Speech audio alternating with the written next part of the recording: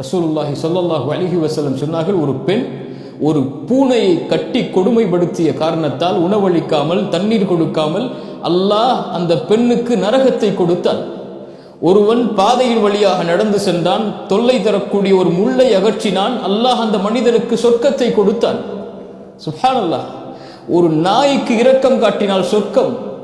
சக மனிதன் என்றால் அவன் இந்துவாக இருந்தால் என்ன, அவன் கிறிஸ்துவனாக இருந்தால் என்ன, அங்கே அவன் முஸ்லீமாக இருந்தால் என்ன, அவன் எந்த மதத்தை பின்பற்றுபவனாக இருந்தால் என்ன, மதமே இல்லை என்று மறுப்பவனாக இருந்தால் என்ன, அவன் இறைவனால் படைக்கப்பட்ட ஒரு மனிதன். அங்கே மத வேற்றுமைகள், அங்கே இன வேற்றுமைகள், அங்கே மொழி வேற்றுமைகள், அங்கே நாடு வேற்றுமைகள், அங்கே நிற வேற்றுமைகள் எல்லாம் அங்கே வராது. அதைத்தான் இஸ்லாம் ஒரு முஸ்லிமுக்கு போதிக்கிறது.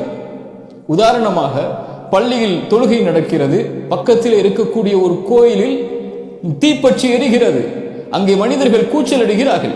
இங்கே தொழுகையா, அந்த மனிதர்களுக்கு உதவி செய்தலா? இஸ்லாம் சொல்லுகிறது, இந்த நேரத்தில் நீ செய்ய வேண்டியது அந்த மனிதர்களுக்கு சென்று உதவி செய். இதைவிட அது மேலானது. இப்போது அதைத்தான் அல்லாஹ்வுடைய தூதர் ஸல்லல்லாஹு அலைஹி வஸல்லம் சொன்னார்கள். அல்லாஹ் ரப்புல் ஆலமீன் மனிதர்களில் யாரை அல்லாஹ் நேசிக்கிறான்? மனிதர்களுக்கு பலனுள்ளவனாக வாழக்கூடியவர்களே. சுப்ஹானல்லாஹ்.